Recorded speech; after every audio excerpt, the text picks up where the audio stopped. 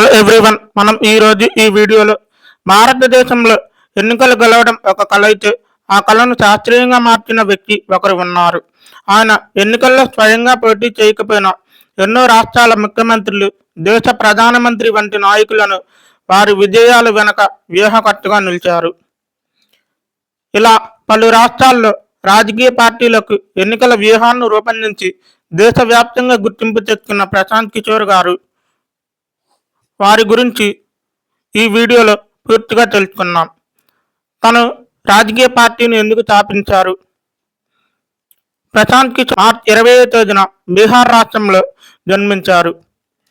చదువు పూర్తయ్యాక public health రంగంలో పనిచేశారు.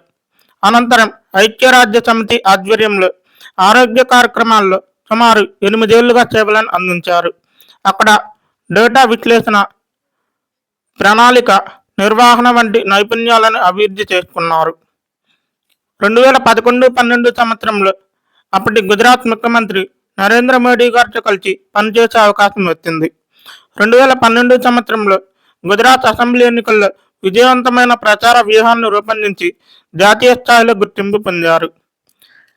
2013 సంవత్సరంలో citizens for accountable governance (CAG) అనే బృందాన్ని ఏర్పాటు చేశాడు. ఈ బృందంలో చాయ్ పే చర్చ్ అంటే చర్చలు జరపడం, 3D ర్యాలీలు, సోషల్ మీడియా ప్రచారం వంటి వినూత్న పద్ధతుల్లో ప్రవేశపెట్టి కీలక పాత్రను పోషించారు. 2014 సంవత్సరంలో భారతదేశంలో భారతీయ జనతా పార్టీ కేంద్ర ప్రభుత్వంలో అధికారంలో రావడానికి విజయం సాధించడంతో ప్రశాంత్ కిషోర్ గారు దేశవ్యాప్తంగా వారు పేరును మారుమోగింది. Indian political action committee (IPAC) ద్వారా అనేక పార్టీలకు ఎన్నికల వ్యూహాలను రూపొందించారు. పీకే గారి ప్రత్యేకత ఏమిటంటే డేటా ఆధారిత ప్రచారం, బూత్ స్థాయి సర్వేలు, ఓటర్ల అభిప్రాయ విశ్లేషణ, సోషల్ మీడియా నిర్వహణ, నాయకుల ఇమేజ్ బిల్డింగ్ వంటివి వారు ప్రత్యేకంగా నిలిచాయి. ప్రశాంత్ కిషోర్ గారు వివిధ దశల్లో పలు పార్టీలకు వ్యూహాలను రూపొందించారు.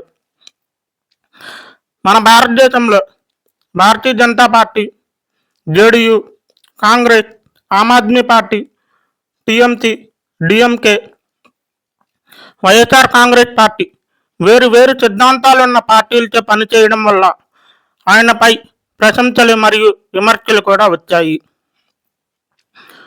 వారు సాధించిన విజయాలు ఏమిటంటే 2015 సంవత్సరంలో బీహార్ రాష్ట్రంలో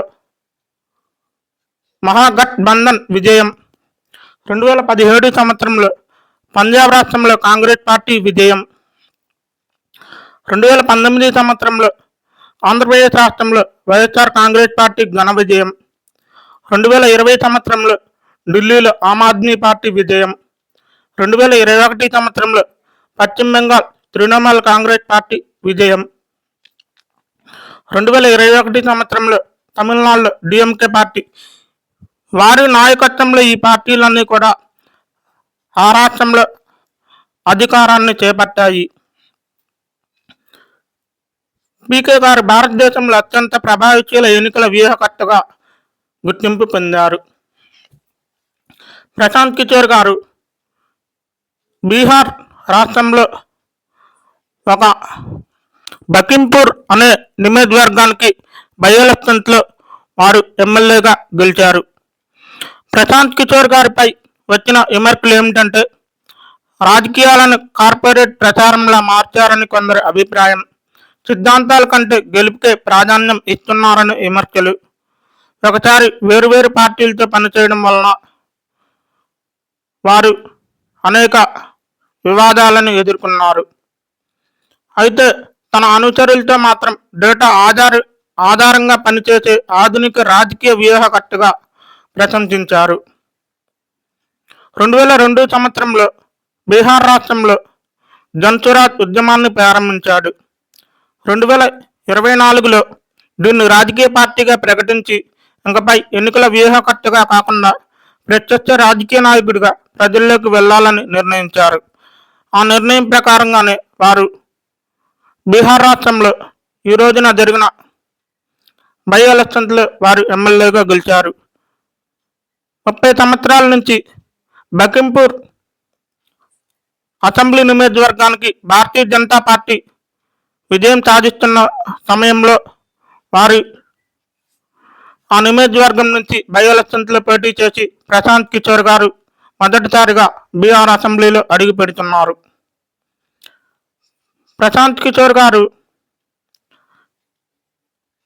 ప్రజల అభిప్రాయాలు డేటాగా మార్చి ఆ డేటాను ఎన్నికల విజయంగా మలచగలిగే వ్యక్తి వారు గుర్తింపు పొందారు.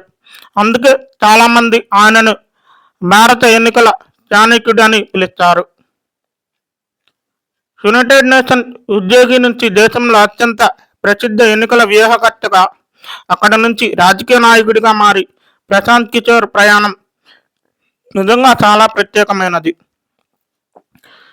భారత రాజకీయాల్లో ఆయన ప్రభావం ఇంకా ఎలా మారబోతుందో రాబోయే సంవత్సరంలో చూద్దాం. మరిన్ని వీడియోల కోసం మా ఛానల్ని సబ్స్క్రైబ్ చేసి బెల్ ఐకాన్ని క్లిక్ చేయండి. జై హింద్, జై భారత్.